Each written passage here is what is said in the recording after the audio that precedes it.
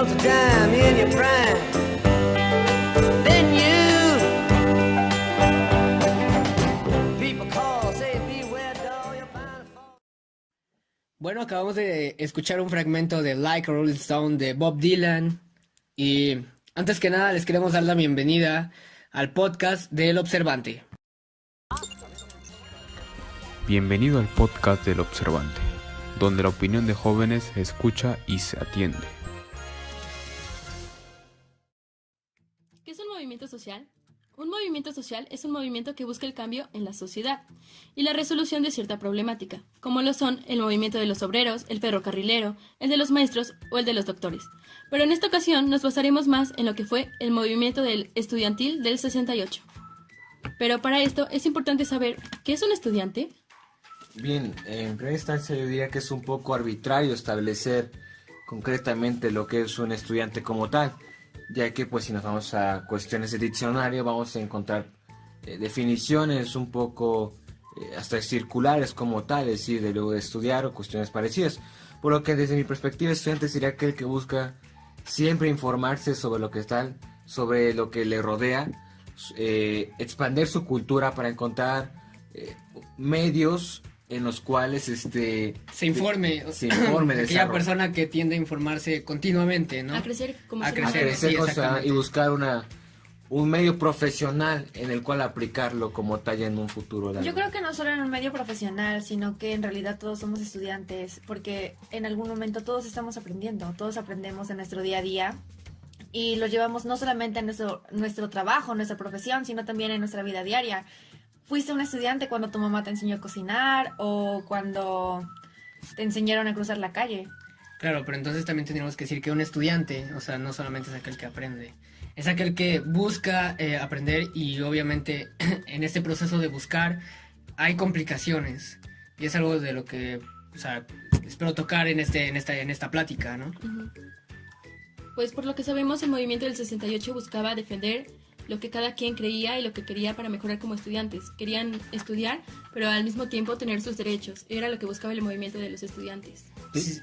Sin embargo, es necesario aclarar que el movimiento no se dio solo en la cuestión de México, eso lo debemos saber todos, sino que fue un conjunto de movimientos que se dio a lo largo del mundo y que se tiende a decir que, o establecer que empezó en Francia, igual este movimiento estudiantil, y se enseñó en otros lugares como Praga, el cual se sofocó a partir de la entrada de los tanques soviéticos a esta ciudad de al país de Checoslovaquia.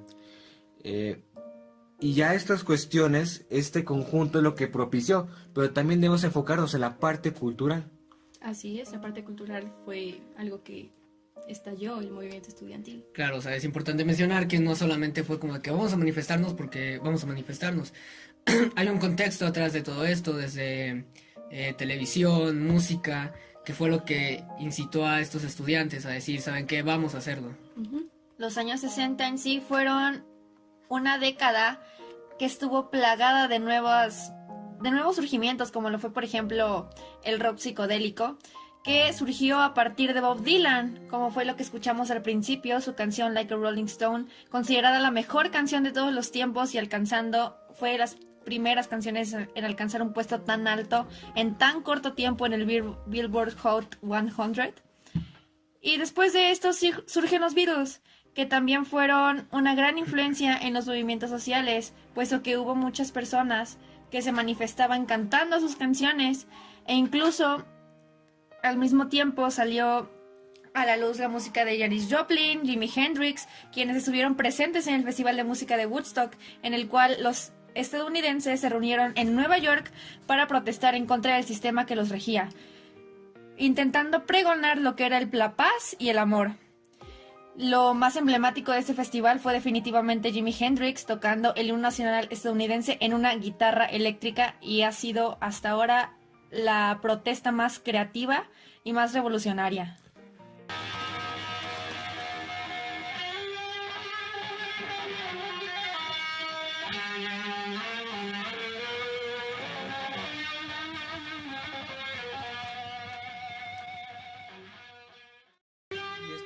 canciones, esta música es lo que además llegó a la sociedad mexicana, a la juventud como tal, y no solo se expresó en cuestión de música, sino también en la vestimenta, en la forma de actuar, en la forma de participar en el país. En la forma de gritar por lo que querían, ¿no? Exactamente. Porque hasta Hey Jude, de los Beatles, sonaba en las protestas como un himno de lo que querían. Un himno de conseguir. lucha. Así es.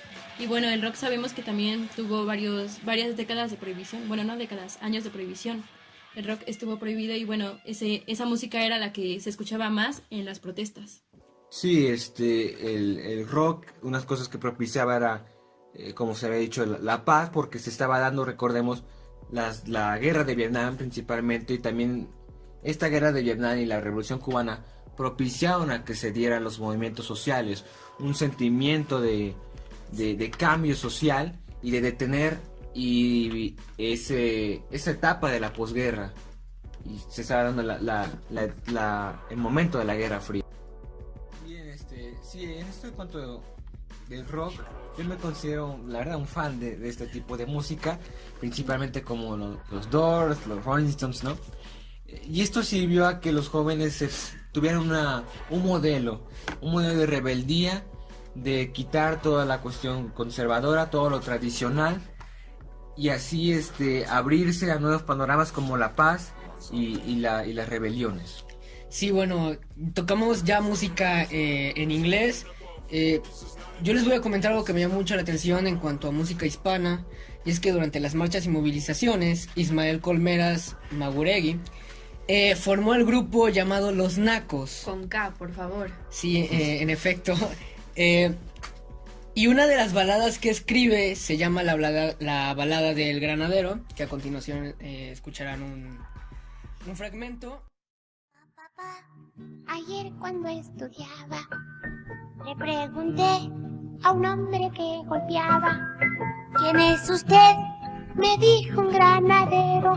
Papá, ¿qué cosa es ser granadero? Ay, ay, ay, ay. Granadero es un hombre analfabestia que va golpeando a todo el estudiante, sin esperanza de amor a un semejante. Papá, qué malo es ser granadero. Ay, ay. Bueno, como ya escucharon, es una balada que hace parodia, que es una parodia de esta canción infantil llamada El Vagabundo, de José Guardiola. Es increíble, es impactante lo que podemos escuchar en esta balada, o sea, porque nos hace hincapié en esto de qué es un granadero. Escuchamos esta versión para niños preguntando qué era un granadero y por qué. Muy fuerte. Sí, pero yo siento que esta canción quería como que interesar a todo público en esto de la rebelión, ¿no? Que no solo se basara en adultos, sino que los niños también se enteraran y supieran que pueden luchar por sus derechos y por lo que quieren lograr.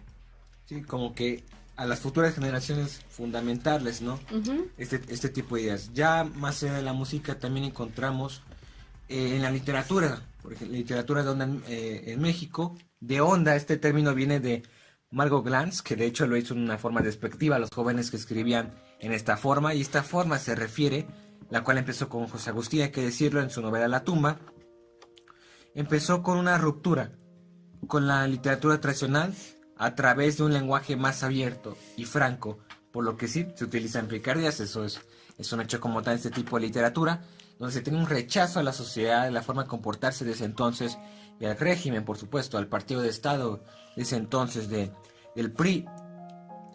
Y también encontramos, por ejemplo, en el cine como, bueno, el ejemplo más claro, Rebelde sin causa, Uh-huh. la película estadounidense protagonizada por James Dean.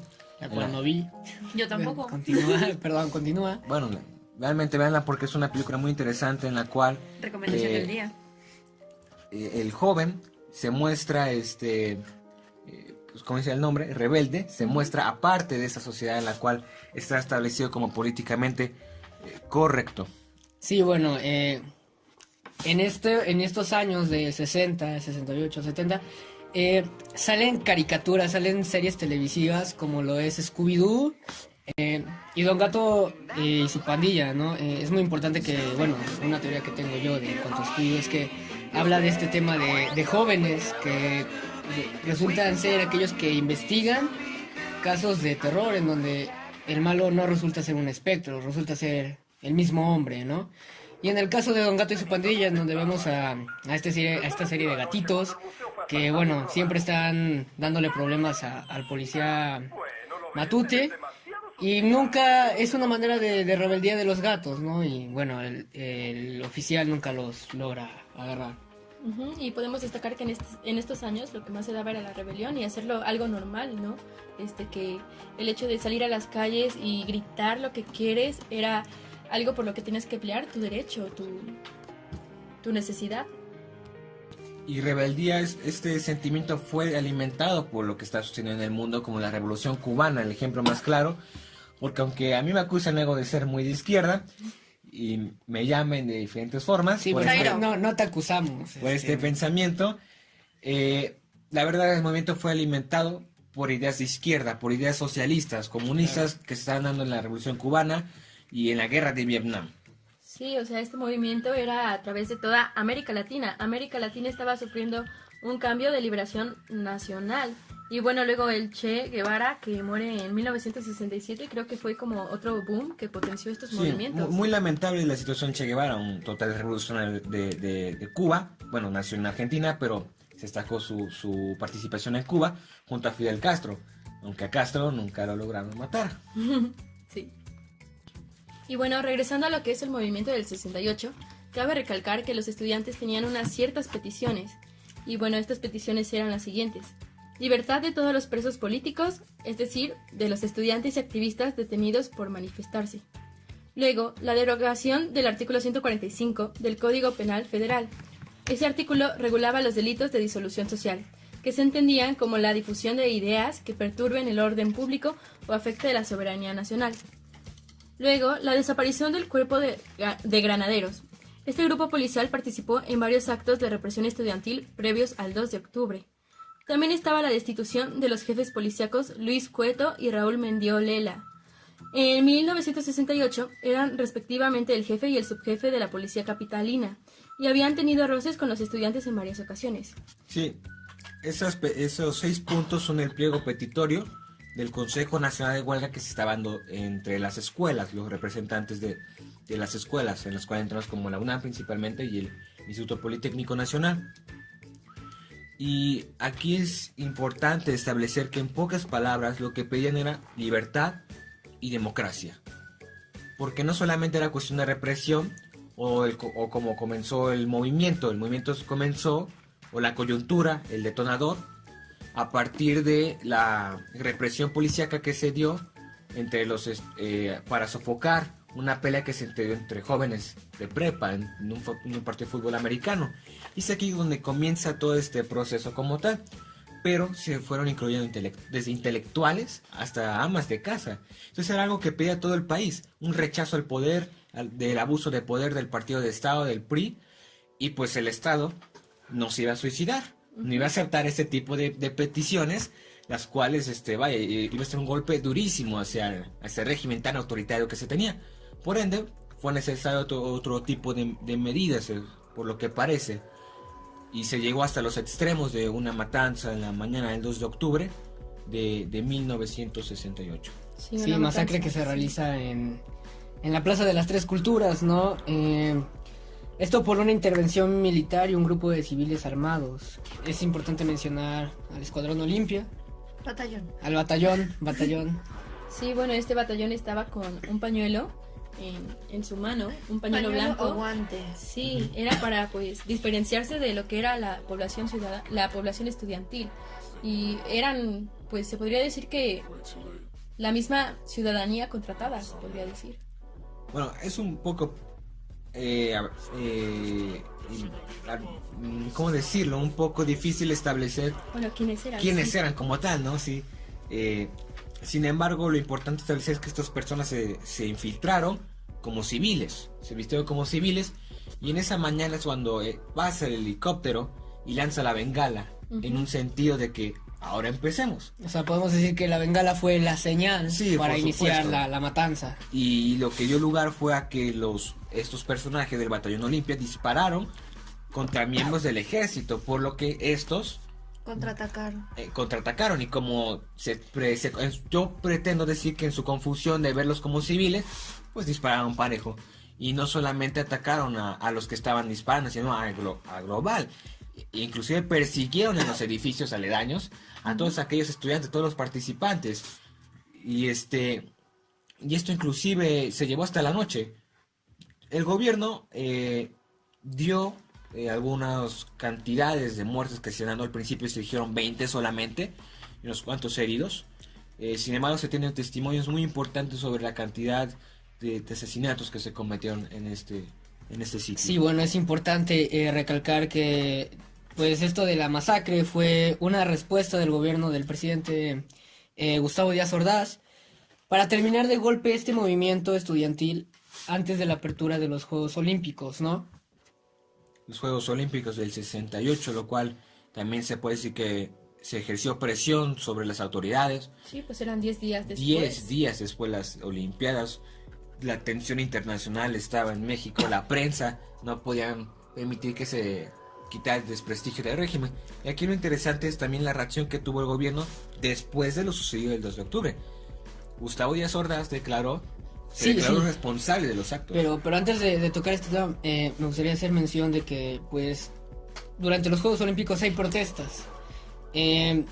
Dos atletas negros estadounidenses cuando suben al podio a recibir sus respectivas medallas, las reciben con los puños cerrados en alto. Esto en forma de protesta en contra de la desigualdad racial en su país. Y después la protesta silenciosa de los atletas Tommy Smith y John Carlo. Esto se convirtió en una imagen icónica del movimiento por los derechos civiles en Estados Unidos. Peter Norman, un tercer atleta de nacionalidad australiana, se mantuvo en silencio mostrando una solidaridad portando la insignia del proyecto olímpico por los derechos humanos en su chamarra. Y después los tres atletas, es importante mencionar, que los tres atletas eran miembros de este proyecto. Y bueno, creo que es una manera en que ellos pues muestran esta solidaridad, ¿no? Sí, y no solo los extranjeros, también los mexicanos, porque en el momento que se dio la inauguración de los Juegos Olímpicos, se lanzó un cometa a partir del Palacio Nacional en forma de color negro, un papalote de hecho, claro, en forma de paloma, representando la represión del régimen. Claro, sí. Creo que también es importante mencionar el poder que tiene el gobierno, todo el poder que le damos, porque estos atletas que protestaron fueron vetados de los Juegos Olímpicos. Atletas de esta talla, atletas ganadores de medallas, con demasiado por delante, vetados por exigir paz y exigir igualdad. Y sus derechos, más Y además les quitaron las medallas. Si tiene Además entendido eso. Sí, algo realmente lamentable lo que está dándose en el país. Y ya pues Regresando a lo que Ajá, nos decías a de lo las que declaraciones de Díaz Ordaz. de que él se decía responsable de los actos, pero los justifica el hecho de que se haya tomado esas medidas, porque además en el Congreso de los Diputados, después de los actos, establecen, en pocas palabras, que se justifica porque se tiende a decir que los estudiantes eran mandados por extranjeros cubanos, extranjeros comunistas, extranjeros los cuales querían quitarle el prestigio al país, querían quitarle toda esa dar el orden, plasmar la anarquía, como lo había dicho Se buscaba un culpable.